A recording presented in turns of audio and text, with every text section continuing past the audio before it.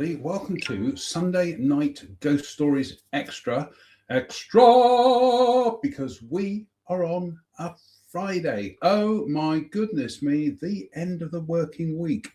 How did that happen? Here we are in the library, he said grandly. I'm just turning the camera down a bit there because Derpy has decided to join us. You're coming up. Come on, it's Sunday Night Ghost Stories, but you know it's the show about a cat, don't you? No, he's not. Anyway, what are we reading? Well, we're going to be reading deux books tonight. We will continue with the haunted ghosts and legends of Lincolnshire and the Fen Country. But it's that time of the month again when we play catch up with a ghostly almanac of Devon and Cornwall. So, what are we drinking tonight? We've got one of the subscription beers called Out of Office Coffee Pale Ale. Now, I've got to be careful with this because it's actually got coffee in it. But I've got a slight intolerance to coffee, but I think we'll get away with it. It says water, barley, wheat, oats, hops, coffee, Ethiopia Hunkute, and yeast, allergens including gluten shown in bold, 5%, yeah. And it's by the Out of Office Brewery. Just trying to read, they're not easy to read. Oh, that's because we haven't got the light on. Good Lord, Derpy, we haven't got the light on. It's dark in here. That's the cat's fault. I'm trying to see who the brewery is. No, doesn't say. Just says imported into the UK. How strange, from a mysterious beer. Right, so let's try some of this, shall we, Derpy?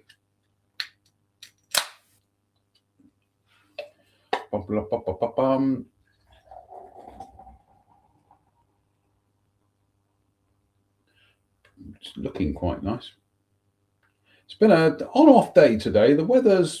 It's ended nice and sunny this evening, so I've been doing quite a bit of gardening work this afternoon in the run-up to the long weekend, which is why my nails are horrific at the moment.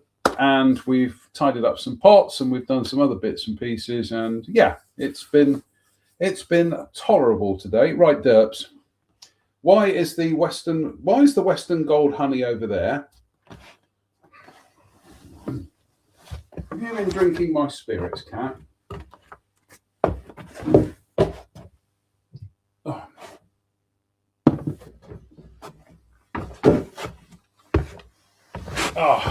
Better. Also noticed Derpy's tablet tray could do with a bit of clean, actually, but never mind. That's it. What did you do on Friday night? I tuned in to watch Sunday Night Ghost Stories Extra, but he was wishing on about his bloody cat's tablet tray. So we've got the Western Gold honey here, which is like a Tennessee whiskey with, I think it's about 7% honey, 6% honey, 7% honey. Doesn't say.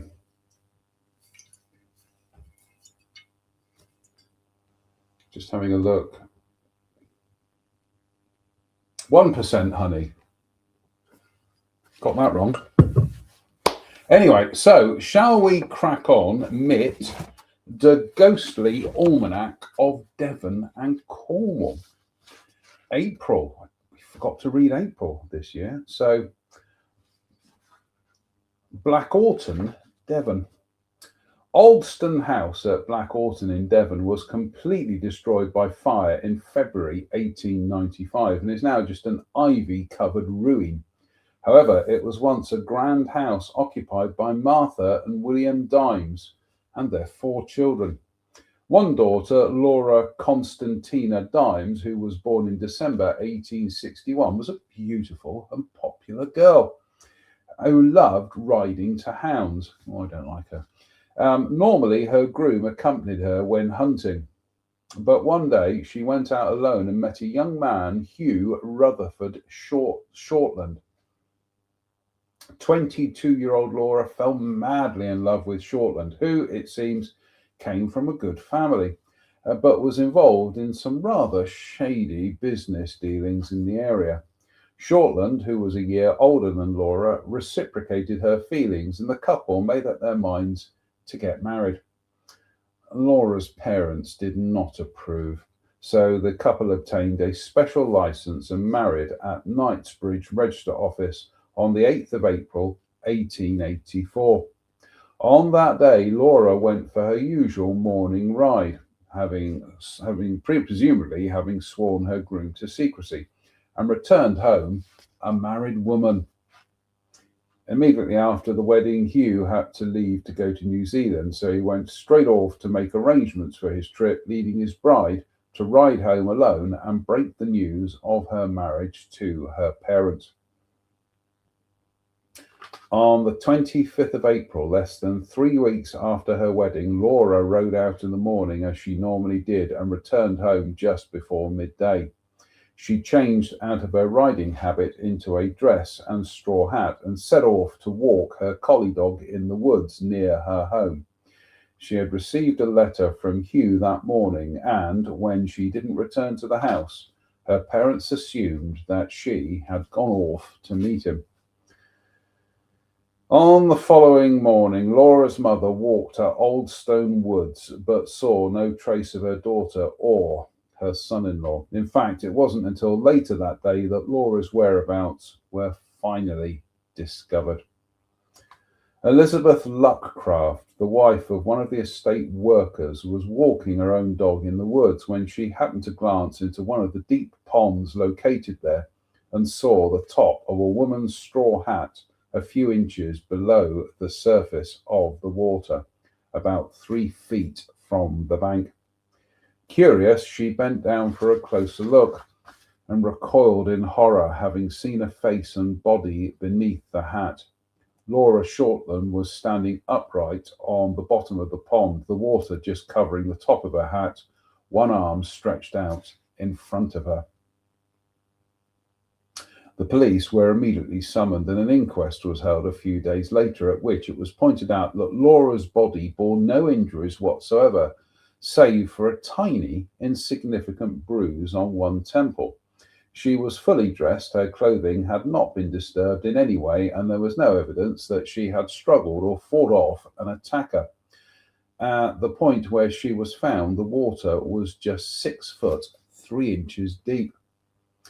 It emerged that Hugh Shortland had never actually been to New Zealand, but since his wedding, unbeknown to Laura, had been staying with a friend, Mr. Ryder, at nearby Modbury. Shortland and Ryder were both arrested and charged, Shortland with murder and Ryland with aiding and abetting murder.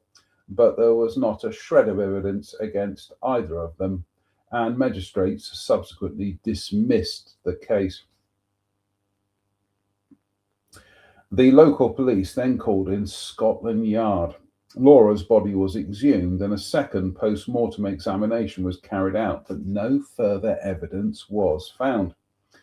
It was indisputable that Laura had received a letter from her husband on the day of his death, although that letter was never found. Had she arranged to meet him, had she arranged to meet him or Ryder in the woods? Had they argued? Did one of them strike her, causing the bruise on her temple? Was Laura pushed into the pond to drown, her feet becoming trapped in the soft, muddy bottom? Or did she commit suicide? So many questions about the mysterious death of Laura Shortland remain unanswered. However, until the house was razed by fire, her ghost was said to regularly walk around the house and grounds, and curiously, although the house was almost totally destroyed in the conflagration, the room in which Laura was most frequently seen remained relatively unscathed. The ghostly form of a woman has since been seen on numerous occasions walking through Old Stone Woods near to the pool where Laura lost her life. I'm just trying to remember, did we read this? Did we read this the other week? I'm sure we read this. Part of me thinks we did read this. Do you know what? Sod it. We'll just read it again. What the hell? What the hell? Let's have a beer, shall we, Derp? So this is the coffee pale ale, not a coffee stout, a coffee pale ale out of office, Bailey's Coffee. So here we go. Smells coffee-ish. Coffee pale ale.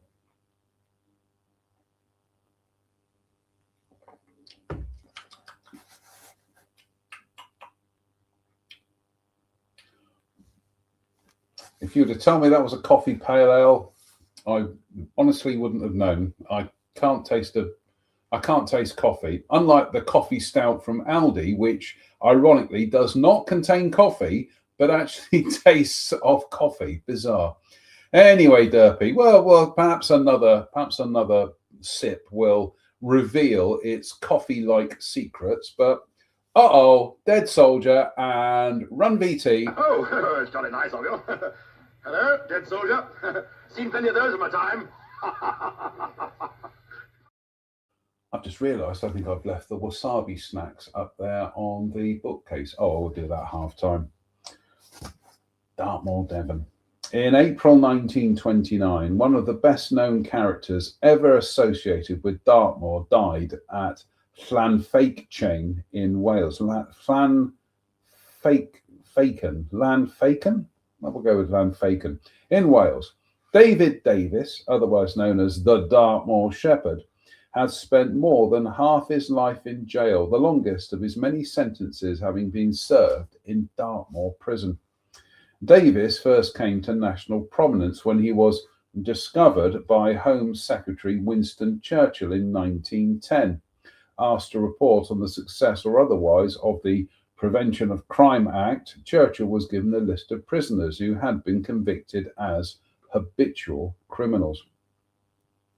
Davies was at that time incarcerated in Dartmoor, having been found guilty of committing several rather minor burglaries. Davies had been sentenced to 3 years penal servitude and 10 years preventative detention. Davies was a model prisoner, described by Churchill in his report as a quiet, docile, and harmless a person as could be conceived. While serving his sentence, Davies was employed as the shepherd of the Dartmoor prison flock of sheep and was trusted to wander freely about the moor. He loved his sheep, and they apparently returned the sentiment, obeying his every command and following him following around like faithful puppies.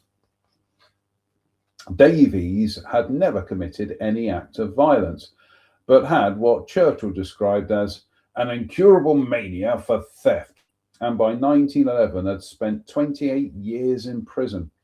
On the rare occasions he had been set free, he had tried to join his sister in Texas, but had been prevented from doing so by... he had tried to join his sister in Texas, but had been prevented from doing so both by weak lungs and his previous criminal record, which effectively barred him from entering the USA, but not to become a president. Churchill ordered that Davies be released on license. In January 1911, he was freed and was found a job as a shepherd on a farm in Wrexham, with the condition that he must work there for at least 6 months. He absconded 2 days later, and by April 1911 was in court at Oswestry, charged with stealing 4 bottles of whiskey. Davies' name pops up in the newspapers fairly regularly until his death in April 1929, mainly in reports of local assizes where he was frequently sentenced to further prison terms. These include a 12-month sentence in 1913 at York for stealing 30 shillings from a church collection box in Whitby, and a 3-month sentence in 1923 at Oswestry for stealing 7pence from an offertory box. Oh, I looked that up at half-time. Some people believe that Davies was hell-bent on getting sent back to Dartmoor, where he had been so contented working as a shepherd. although it is reported that when tried at Oswestry in 1923, he pleaded not to be sent back to prison, saying he would rather go to the workhouse.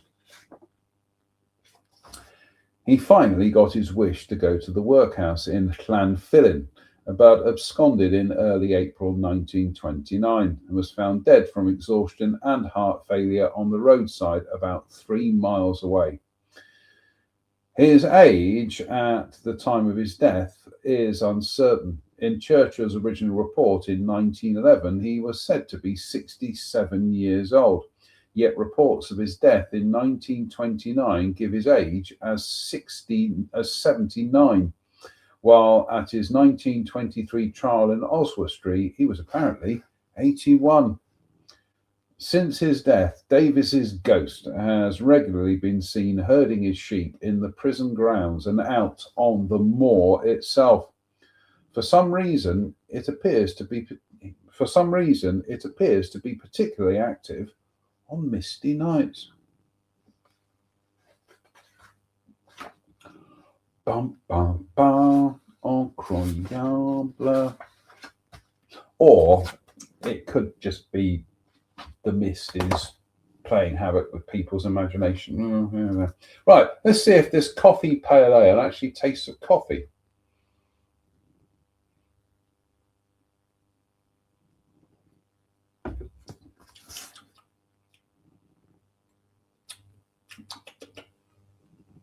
No, can't taste it. Oh well, we'll have some of the Western Gold honey. Perhaps that will sharpen my palate up. Oh, it's delicious. County Ground Stadium, Exeter, Devon. I have been a Speedway fan since early childhood and have accumulated a huge collection of vintage Speedway programs, which I sell to other Speedway fans. When it became known that I was researching this book, several of them asked me if I planned to include the Exeter Speedway Ghost. A Speedway team normally consists of 7 riders. However, like all motorsports, Speedway can be dangerous and riders are often injured. Thus, a team with a member missing due to injury or illness can request the services of a guest rider, providing that the guest has a similar points average to the regular team member. In 1962, rider Jack Unstead signed for the Exeter Falcons Speedway team. Read it again. In 1962, rider Jack Unstead signed for the Exeter Falcons Speedway team, transferring from his former home club, the Ipswich Witches. Sadly, Unstead was to ride just 3 matches for his new club as, on Friday the 13th, 1962, he was tragically killed while making a guest appearance at Ipswich in a home match against Southampton. Shortly afterwards, brothers Mick and Keith, 2 Speedway fans from Leicestershire, were on holiday in Cornwall with their families and decided to attend a Speedway match at Exeter. Unsure of finding their way to an unfamiliar stadium, they set out in plenty of time, arriving at the meeting far too early. Walking around, waiting for the stadium to open, they were surprised to see a man standing outside the gates wearing Speedway leathers. Recognizing the man as Jack Unstead, they decided to ask him for his autograph. They took their eyes off him only momentarily while they searched their bag for an autograph book, and when they looked up again, he was no longer there. Being on holiday, the men had not read any newspapers and were thus completely unaware of Unstead's tragic death. The brothers' account was substantiated by Rod, a visiting Ipswich fan, who also told me that he believed he had seen Unstead at the county ground after his untimely death, as did 3 other fans and 1 ex-rider. The Speedway at the County Ground Stadium is sadly a thing of the past. However, at the time of writing, there are plans to resurrect Exeter Speedway at a brand new track to be built at Holden. It has been announced that the stand at the new ground will be named in honour of Unstead.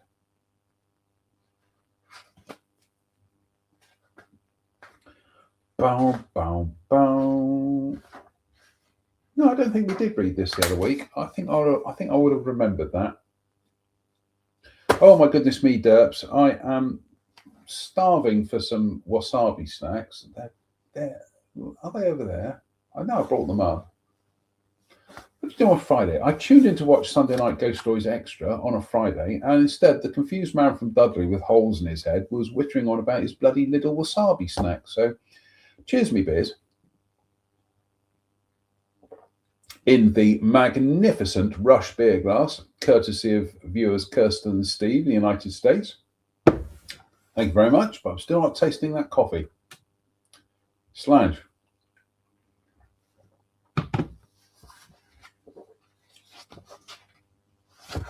Exeter Prison, Devon. On Tuesday, the 6th of April, 33-year-old Gordon Horace Trenoweth became the last man ever to be hanged at Exeter Prison. Trenoweth had been found guilty of the murder on the 24th of December 1942 of tobacconist Albert Bateman, who ran a small shop in Commercial Chambers, Arwenack Street, Falmouth. The Christmas period is an especially busy time for any shopkeeper, but Bateman was a creature of habit, and when he didn't return home for his evening meal, his wife went to the shop to see why he was so late. She found the doors locked and, unable to gain any response to her knocks and calls, she immediately summoned the police. When the police broke into the shop, it was to find 61-year-old Albert Bateman lying on the floor in a pool of blood. He had been savagely beaten, and a Webley revolver had been left on the shop counter, presumably by his murderer.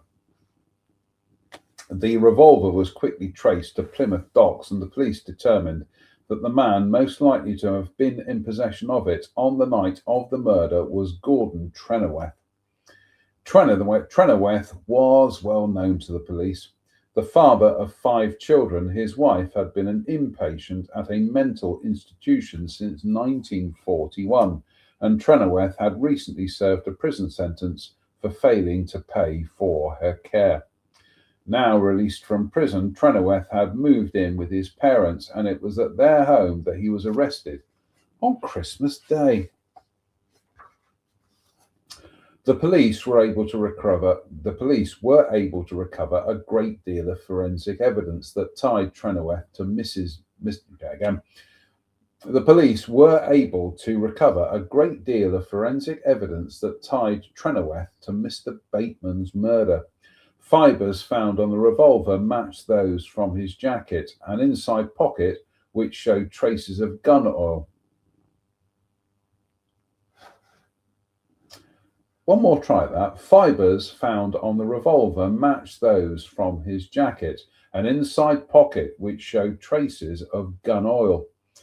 Trenoweth had 2 packets of cigarettes on him, as well as a banknote that was positively identified as having come from Bateman's shop.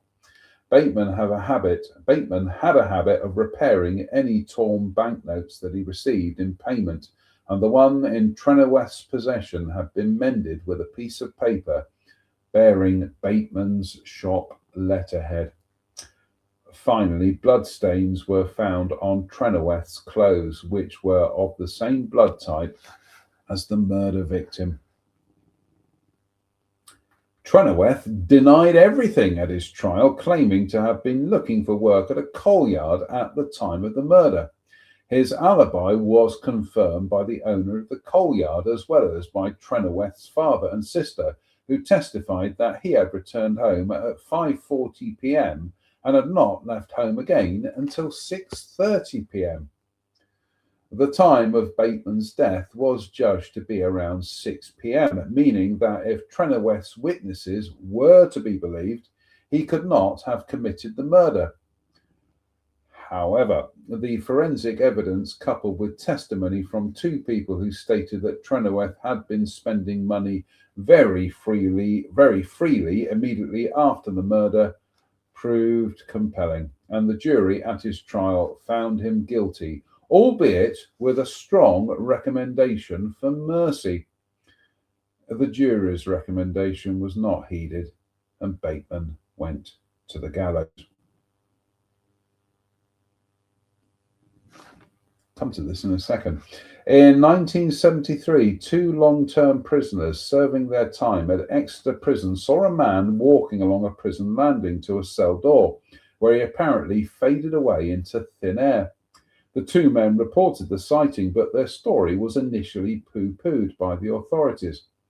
Yet the men persisted in their accounts of what they had seen, and eventually the sighting was investigated more thoroughly.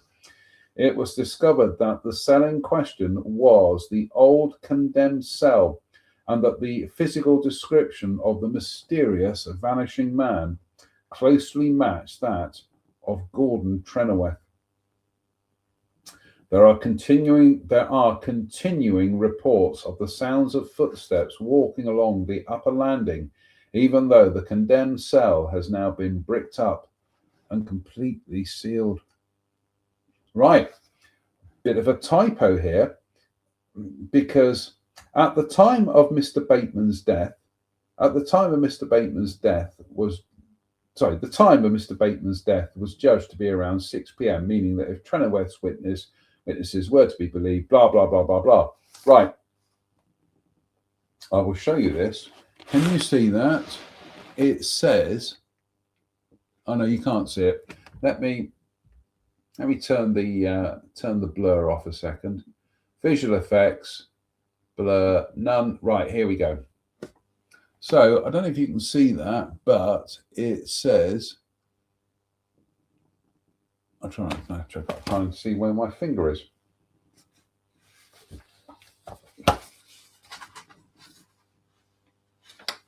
Just there. So it says Bateman went to the gallows. I'll read it again. The jury's recommendation was not heeded, and Bateman went to the gallows. Slight problem there. Bateman was the victim. It was Trenoweth who was the murderer. So we'll have another look at that. Bateman went to the gallows. No. I think in all the years I've read this, I think that's the first time I've ever spotted that. So how queer. Anyway, Derps, I think it's, what are we up to? Just having a quick look at the time. We're up to, well, we're at half time. Good Lord. We're at half time. We haven't even finished the beer. So I think we'll do and more. Then we'll have some snacks and half time. So goodness me, where did that go?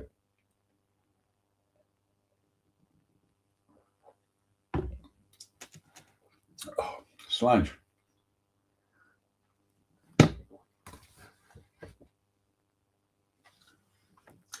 Llanidrock near Bodmin, Cornwall. Llanidrock near Bodmin, Cornwall. Llanidrock near Bodmin, now managed by the National Trust, is considered by many to be the finest house in Cornwall. Set in 450 acres of parkland, the house was originally a farm owned by the Priory of St. Petrock in Bodmin. It was bought in 1620 by Sir Richard Robarts, who immediately began building a mansion on the site. Sadly, Robarts died in 1634 without completing the project, which was then continued by son John. By 1861, the estate was in the hands of John Thomas Agar Robarts. But on the 4th of April, 1881, the house was consumed by a devastating fire, which left only the north wing, entrance porch, and gatehouse standing. Lady Juliana Agar Robarts, aged 68, was rescued by ladder from an upstairs window, but sadly died in hospital from shock a few days later. The house, which was taken over by the National Trust in 1953, has been completely rebuilt since the fire. In addition to the property, the National Trust also acquired several ghosts, one of which is said to be that of Lady Agar Robarts. Staff and visitors to the property have also reported hearing the sound of a child giggling and the noise of heavy furniture being moved. In addition, the ghost of a man hanged at Llanhydrock during the Civil War has been said to walk the estate.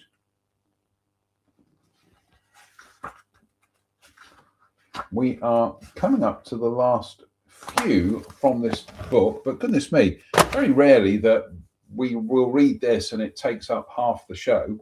So, right, we are going to have some snacks. These are the Japanese style rice snacks.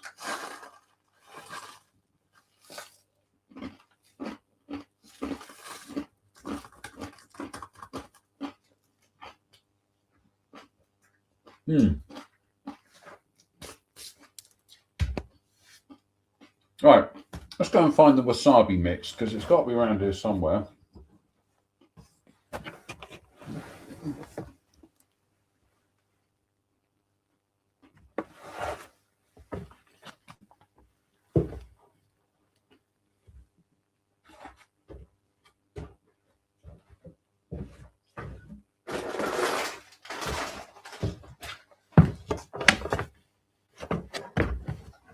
There it is. It was behind the MacBook. So what are we up to today? We have, well, actually, we've been mostly doing some gardening bits and pieces. I had to quickly pop into Bristol to recover my reading glasses, which were left in friend Jane's car the other day. And then on the way back, I've popped into a garden centre. I love this wasabi mix.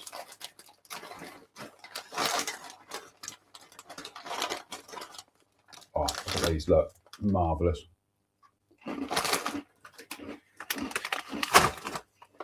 But beyond that, that's been it really. Long weekend.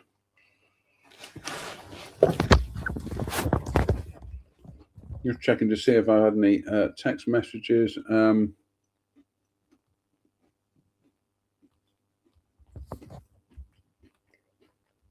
No. So, no, it was mostly, what was I doing today? I was tidying up pots. So, some of my sea lavender and my sweet William and my purple loosestrife just needed the pots, just needed a bit of grit and gravel to tidy them up, make them look a bit better. So that's what I was doing. I did 5 hanging baskets today, didn't I, Derps? So having bought some hanging basket liners the other day, I didn't like them. They leaked. So when I was down at, where was I down at? Home Bargains today. They had these Koya basket liners, perfect. So, and they were only 2 for £3. So I got 4 of them. Might get some more over the weekend. And that's about it. Finishing off work this week. I'm just trying to think where I am with work. I finished off a couple of projects, and that's good. So, yeah. So, opera on 3 tomorrow night. So, I'm looking forward to that. And a bit of workshop time. Might even spark up the chimney. Not annoy that lot next door. So, anyway, cheers, me beers. Oh, delicious. And that's the other thing I've got to do tomorrow is I've got some bags and I got some spent compost. So I think I'll start bagging up some seed potatoes, start planting some seed potatoes in bags. So anyway, cheers, me beers.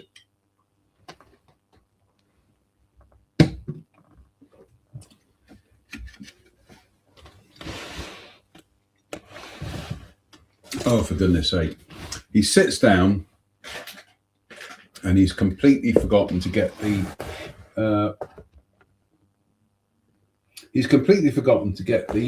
bottle openers, for goodness sake. Bear with, Derps, bear with.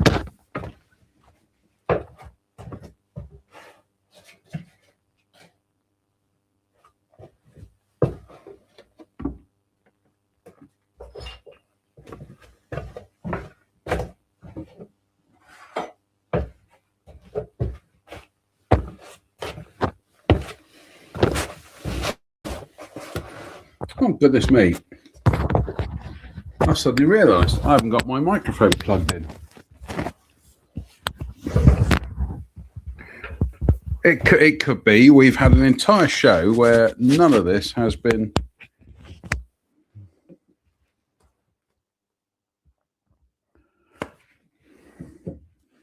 It's been a long day, folks. That's an indication of what a long day it's been. That I forgot to put my microphone on. And the beer burps at 37 minutes and 56 seconds. So, right, let's open up the coffee stout. And honestly, I have just sat down. Oh, there it is. I was looking for the bottle opener. I've been up since stupid this morning, folks. So my mental faculties are a little bit shot tonight. So we're having the coffee stout from Aldi. I'll read you the blurb in a minute. This genuinely does taste like coffee. So here we go. Coffee stout, rich, dark and indulgent. Brewed in the UK in partnership with Hall and Woodhouse, the well-known 80s pop duo. Rich, dark and indulgent with subtle coffee aromas, caramel and vanilla notes. Complex, yet perfectly smooth, a bit like the old noggin here. Let's have a look. Coffee flavour beer. So the ingredients are... Trying to find the ingredients. The ingredients are...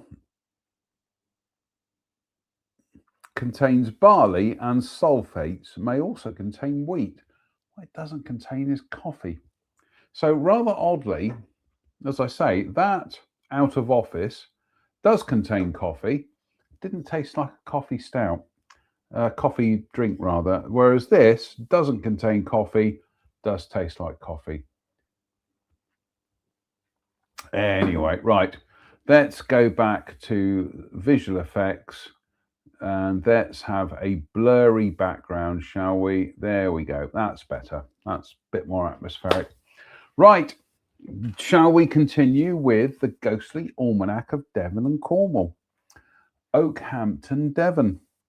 Now a luxury hotel, Lew Trenchard Manor was once the home of the Gould family, the most famous descendant of which was the Reverend Sabine Baring Gould, who, in addition to writing many of our best-loved hymns, including Onward Christian Soldiers, was also a prolific writer of both fiction and non-fiction books throughout his life.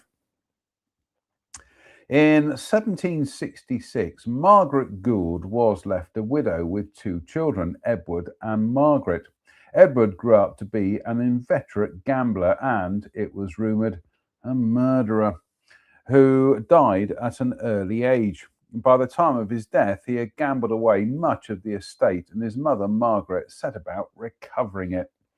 Always a strong-willed woman, she was known as Madame Gould. Even during her final illness, she refused to take to her bed and died in her favourite armchair on the 19th of April, 1795. At the moment of her death, it is said that all of the house shutters flew open spontaneously and that a farmhand rushed to the house to investigate the commotion. Even as he stood in the room with Madame Gould's dead body, he happened to glance out of the window and saw the old lady sitting beneath a walnut tree in the garden, as large as life. A few days later, a man saw Madame Gould sitting in a ploughed field. He raised his hand in greeting and she waved back. Having just returned from America, the man was unaware of the old lady's death until he mentioned their meeting to his family. Since then, the figure of Madame Gould, dressed from head to foot in a white gown, has regularly been seen in the area surrounding Lew Trenchard Manor. It is said that she once confronted a little girl who had stolen some apples from the orchard and demanded that the child empty her pockets. In 1832, she is said to have risen from her grave and pursued a carpenter who opened the Gould family vault in the local churchyard. Her activities had not ceased by the time her great great grandson, Sabine Baring Gould, inherited the house in 1872. Footsteps still echoed across the upper floor, and a visitor to the house believed that he had seen the ghostly figures of a woman and a wigged man sitting on either side of the drawing room fireplace, where Margaret Gould customarily sat with her friend Parson Elford. At a ball thrown by Baring Gould in honour of his daughter's coming of age, several guests remarked on the presence of a woman standing at the edge of the room, pointing out her incredible likeness to a portrait of Margaret Gould hanging on the wall. In 1918, two nurses who were looking after Baring Gould's grandchildren handed in their notice after seeing the figure of a woman bending over the children's beds. More recently, guests at the hotel have apparently commented on unexplained cold spots, and there have been reports that the cradle on a landing has been observed rocking without human assistance. A woman in white has been seen walking down the stairs, and it is thought that the spirits of both Sabine Baring Gould and his father Edward also visit the property. On occasions, children's laughter has been heard in the house and gardens. Bow, bow, bow. We definitely need the derp. We definitely need the bow, bow, bow sting. I'll look that up actually. Last dirt for tonight from this book. So the coffee stout from Aldi, which does not contain coffee but tastes like it contains coffee, smells like it contains coffee. Slimes me var.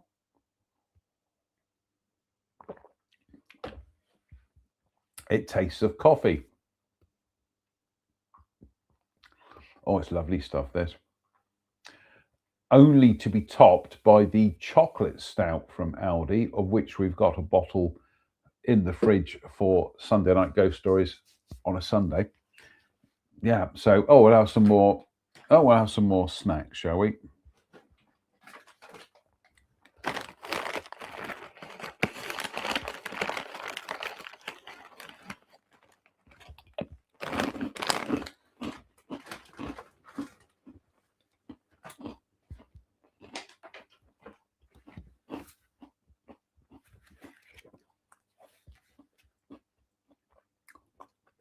Penford Manor, Poundstock, near Bude, Cornwall. During the English Civil War of 1642 to 1646, Cornwall remained a royalist stronghold, yet there were still some staunch parliamentarians throughout the county, one of whom was John Treberfoot of Poundstock, near Bude. Treberfoot fell in love with Kate Penfound, whose father, Arthur, was a staunch royalist. Although there had been marriages between the two families in the past, now the hatred between the two warring factors was such that a marriage between the young lovers could never have been countenanced. Hence, they made their fateful Hence, they made their fateful decision to elope.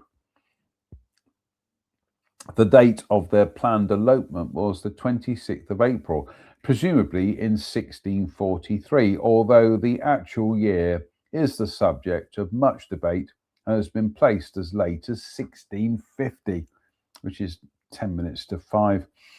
John raised a ladder to Kate's bedroom window at midnight. She climbed down, but Kate's father caught the couple before they could flee into the night. He ran at John with a sword, and a ferocious fight ensued between the two men. John was stabbed and died almost instantly. Arthur accidentally stabbed Kate, who had tried to come between her sweetheart and her father to stop them from fighting. She later died from her injuries, as did Arthur, who had been badly wounded in the fight. Kate's ghost is said to haunt the manor, particularly the staircase and the room that used to be her bedroom. Every year on the anniversary of the battle, the ghosts of John Treverfoot and Arthur Penfound are said to reenact the duel between the two men in the courtyard.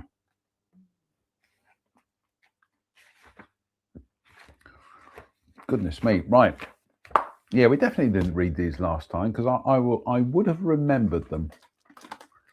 It's probably the March ones I'm playing catch up with, so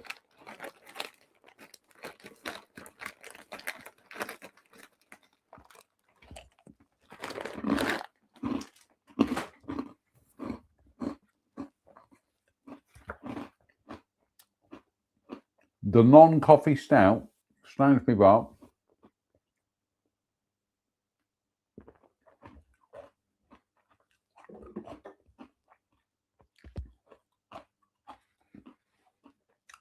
For the second time tonight.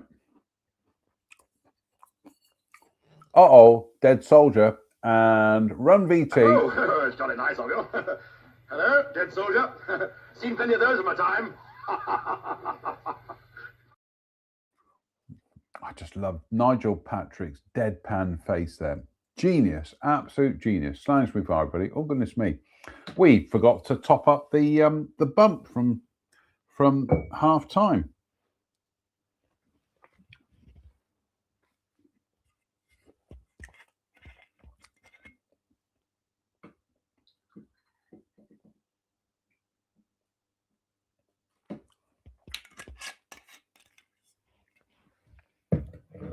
Oh, this Western Gold honey, absolutely beautiful stuff. Slange.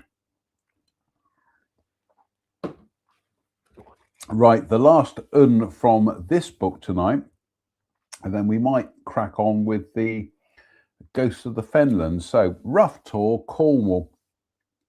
The moorland of Rough Tor was the site of one of Cornwall's most infamous murders, that of servant girl Charlotte Diamond in 1844, or Diamond.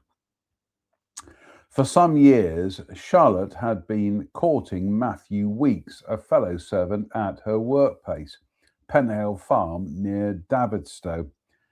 However, she became involved in a flirtation with another servant, Thomas Prout, which sent Matthew almost mad with jealousy. I'm going to take a guess here that if he murdered her, it didn't send him almost mad. It did send him mad with jealousy. On the 14th of April, 1844, Charlotte left Penhale Farm, never to return.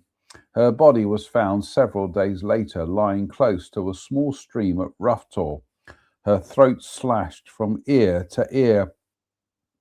Several people had seen Matthew Weeks, the beer burps, at 51 minutes and 11 seconds. There we go, that's quite late. So, I do apologise. Several people had seen Matthew Weeks, who walked with a pronounced limp, walking on the moor with Charlotte on the day she disappeared. Weeks was tried for the murder of his sweetheart, found guilty, and executed at Bodmin Jail on the 12th of August, 1844. The site of Charlotte's murder is today commemorated by a large granite monument which marks the spot where her body was found. Here there are numerous sightings of the ghost of Charlotte Diamond or Dimmond, particularly on and around the anniversary of her death. She is described as wearing a long gown, a red silk shawl, and a bonnet, exactly as she was dressed when she walked out onto the moor for the last time.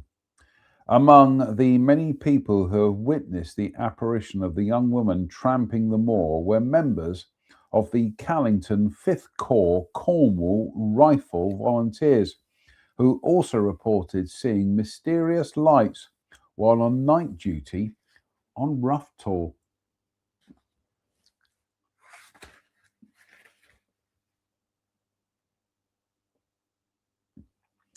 We're going to go back to that.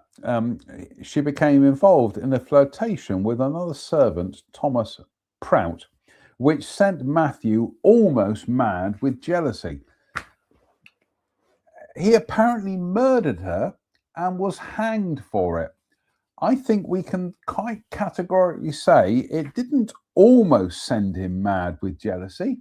It did send him mad with jealousy. Anyway, that's it. We are up to May now, so we should play catch up with this in May. So fingers crossed. Goodness me, we've got that much beer to finish off, and we're up to 53 minutes. So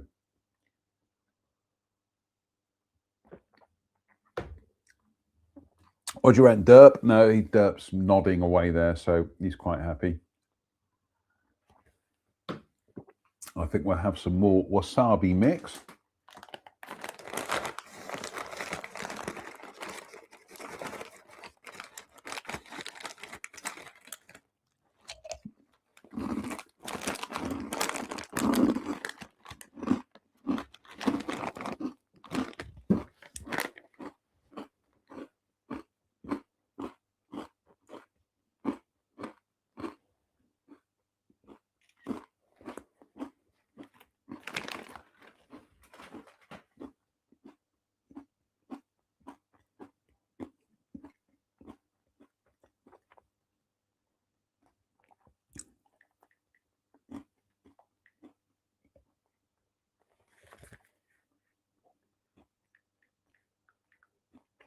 Bear with, folks.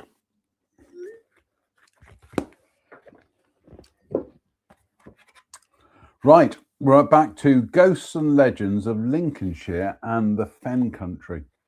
So, Ramsey, the founding of Ramsey Abbey.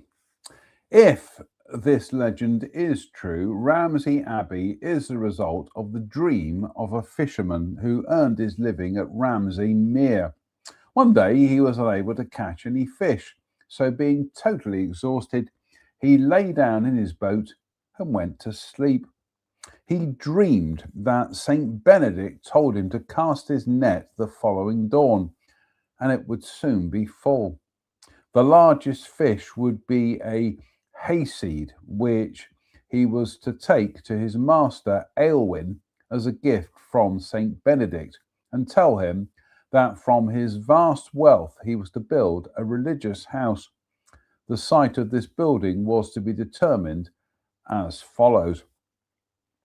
Aylwin was to closely observe how the animals on the island lay down when they were tired, and the altar of the church was to be placed on the spot where a bull would tear up a piece of land. As a measure of truth, the saint would cure Aylwin of his chronic gout. He then bent the little finger of the fisherman, which he said Aylwin would be able to straighten. The following dawn, the fisherman did as he was told, and his haul was so large that he could hardly land the net. The largest fish was selected and presented to Aylwin, who was informed of the strange dream. He listened with great interest and was able to straighten the fisherman's finger. Fully convinced that he had received a holy commission, he thanked God and St. Benedict for the honour. He took his boat and journeyed to the island, rejoicing that he was now free from chronic pain. When he reached dry land, he saw that all his cattle were lying in the shape of a cross, and a bull was in the middle. When the animals saw the man, it stood up and struck the ground 3 hard blows with its foot. Aylwin was now convinced that the fisherman's story was true, and at once set about building a monastery. Today, its ruins still stand on the edge of the town.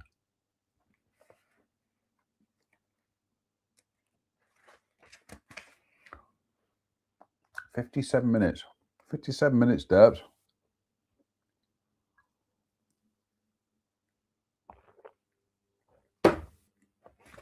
Is it going to be a 3 bumper tonight? I think it is.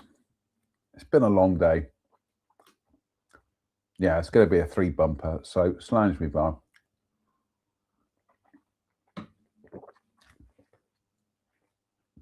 Raveley, Mr. Leach, and the Devil. The Raveleys are a group of villages which stand above the fens and lie to the south of Ramsey, off the B1040 St. Ives to Crowland Road. In 1662, a tract was printed concerning what was claimed to be a true account of the misfortune which befell farmer John Leach from Raveley. It happened at the time of the Whittlesey Fair, which the farmer intended visiting after his customary morning visit to the inn, where he met an old friend who became annoyed by his drunken behaviour and made to leave. Leach called for more drinks and shouted, "Let the devil take him who goeth out of this house today." And so his patient friend stayed on. The farmer eventually decided to set off across the fens to the fair, but his companion reminded him of his oath. The drunkard laughed and said the devil would not trouble him, and besides, he was far too heavy to be carried halfway to the fair. "But he will be able to carry you to your journey's end somewhere else," replied his friend. Leach dismissed him and with difficulty rode off towards Whittlesey. He had travelled no more than 2 miles when he suddenly remembered his boast back at the inn, which he regretted. He became so frightened that he did not know what to do and rode around in circles until night fell. Just before midnight, and still mounted to his poor half-dead horse, 2 griffins came out from the shadows and barred his way. Then, presumably, he heard a terrible voice, which reminded him 3 times of his sins and the oath he had broken that day. Leach fell down in a trance, and 2 little devils jumped out from behind a hedge and beat him. They then tore at his clothes, gripped him by the arms, and flew up in the sky with the struggling farmer, and carried him many miles over Whittlesey Mere to Doddington near March, and then dropped him senseless in the patron's yard. The next morning, some farm workers found the dazed and naked man soaked with blood, impaled on some plough harrows. He was taken to their master's house and given medical attention, and in time was able to narrate his strange story, and begged that he might stay for a further 2 days before returning to Raveley. His request was granted, and that same morning some of his torn clothing was found 2 miles away. Leach went berserk when he saw the garments, and his host had to send for her parson, who he viciously attacked. He had to be tied to his bed and locked in. The next morning all was quiet, and so the door was opened. Farmer Leach was still tied to the bed, but his neck was broken. His blackened body was swollen to double its size, with every bone out of joint. The ghastly spectacle drew hordes of people to congregate around his deathbed and speculate over the devil's handiwork. There you go. This ghastly spectacle drew hordes of people to congregate around his deathbed and speculate over the devil's handiwork. For many years, John Leach's ordeal was held as an example to all men who make wild oaths when deep in their cups. We've gone through the hour mark. I think we might do it more, and that'll be it. That'll be it, Derps. We need some supper. We is Gert hungry, so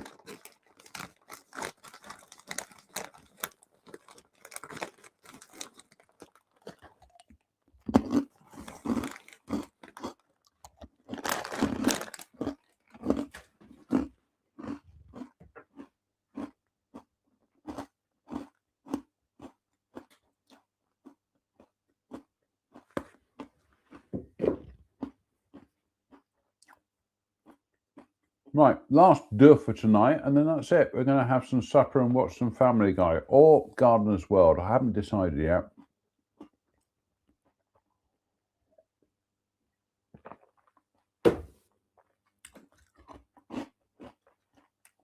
In the magnificent United Federation of Planet Shot Glass, again courtesy of viewers Kirsten and Steve in the United States, cheers me beers, slams me well.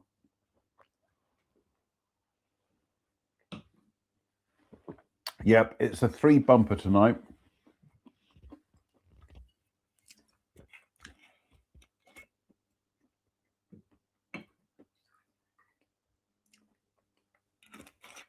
Right, here we go. Last duh for tonight. Skegness. A ghostly experience at Skegness railway station. One Sunday afternoon in early 1978, Mark was sitting in an empty train parked alongside platform 6 of the Skegness British Rail Station, doing his homework. One of his hobbies was railways, and as most of his family worked in this industry, he got to know the staff at this station. He was often allowed to visit the signal boxes and even ride up front with the driver, and loved trains so much that he was sometimes allowed to sit in an empty one on a Sunday afternoon and study. For much of the time, this was a quiet day. But during the summer season, the station was busy early in the morning when the tourists arrived destined for the beach, and again in the evening when they returned home, dragging their weary children behind them. The empty excursion trains stayed parked in this small terminus station, which was an ideal opportunity for the boy to enjoy his pastime and keep his teachers and parents happy. He was busy doing his schoolwork, seated in the Shrewsbury excursion train, which was not scheduled to depart for another 3 hours. And as the next train was not due to arrive for another 2 hours, the station was dead. All the platform gates were locked from the departure side. So imagine Mark's surprise when he got out of his seat and saw an old woman standing halfway down the centre aisle of the coach. She was wearing a very old-fashioned purple dress, had a very haggard face, and seemed to be very unsure of where she was and what she was doing. He shyly asked her where she was going, but received no reply. Turning his head for a split second, She vanished. It was impossible for her to it was impossible for her to have left the train in the conventional method, for either way there was the long aisle to negotiate before reaching the carriage doors. Even a young athlete could not have made it in time. Even a young athlete could not have made it in the time it took to turn ahead. Mark walked down the platform on to the station front, but still the gates remained locked from his side, and there was no sign of the mysterious woman on the station concourse. The question remains, who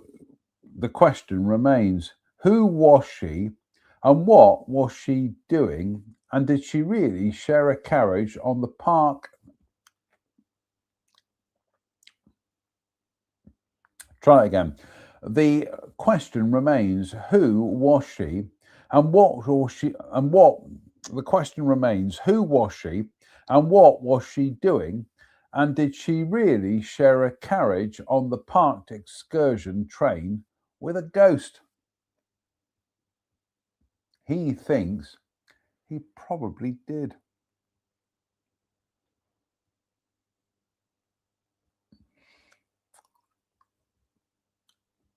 All right, try it again. We misread that.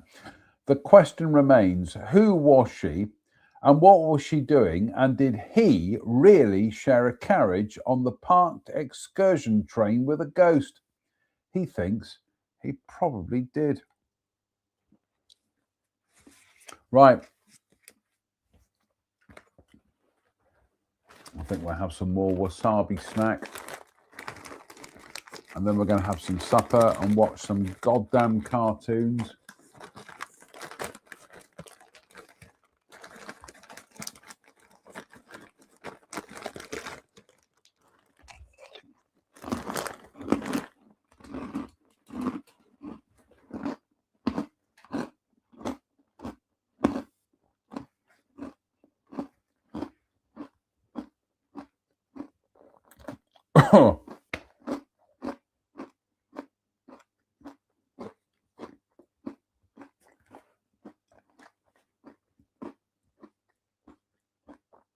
Oh, that's the wasabi going right up my nose.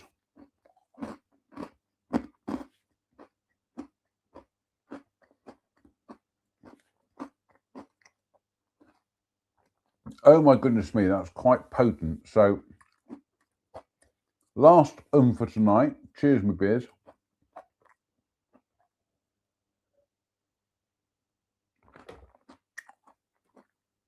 So,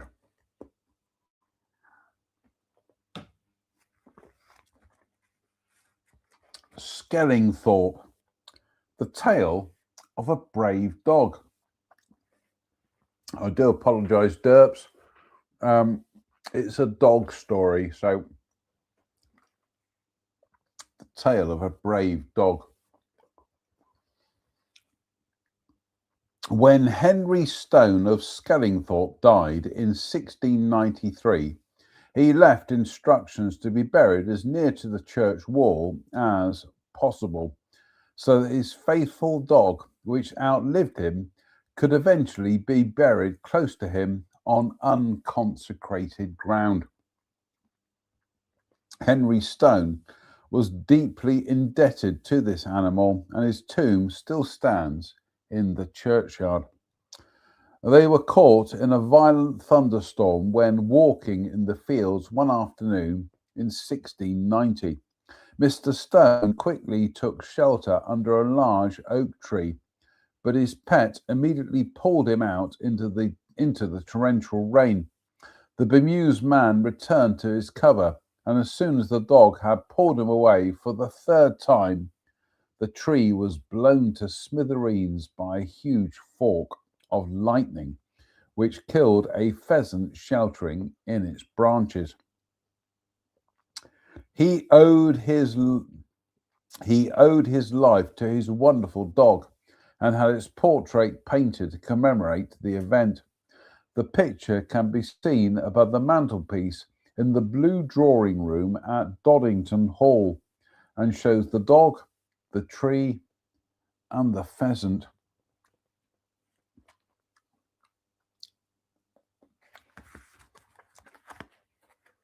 We are going to look that up, actually.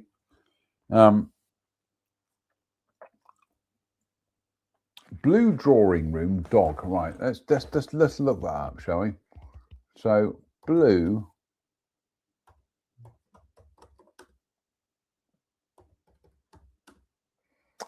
drawing room dog painting. I somehow don't think that is it.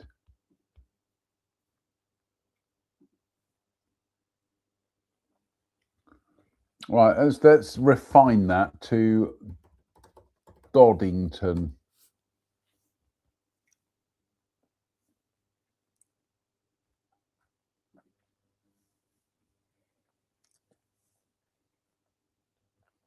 No, it's not showing up, unfortunately. The blue drawing room dog painting, Doddington. Oh no, Skellingthorpe. Goodness me. What was I thinking? Doddington. Skellingthorpe.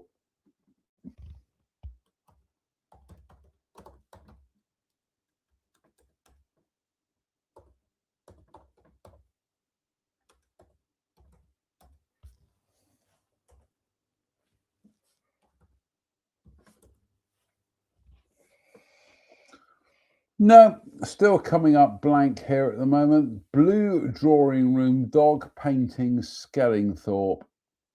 Let's try all.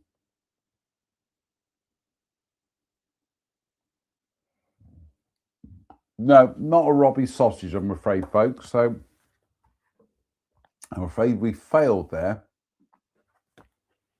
Right, let's have a bit more of the old wasabi snacks. Oh, the beer burps again. Do apologise.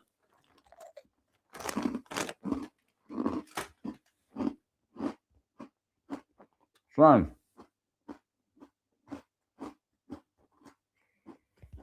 or rather, cheers me beers.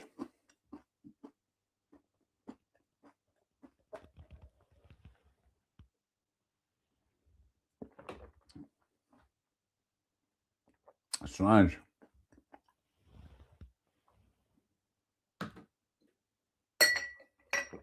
Oh. Right, that's it for tonight. Fingers crossed, we'll be back on Sunday for, brace yourselves, Sunday night ghost stories on a Sunday as nature intended. So, until then, it behoves me to say thank you for watching. Why? Why not?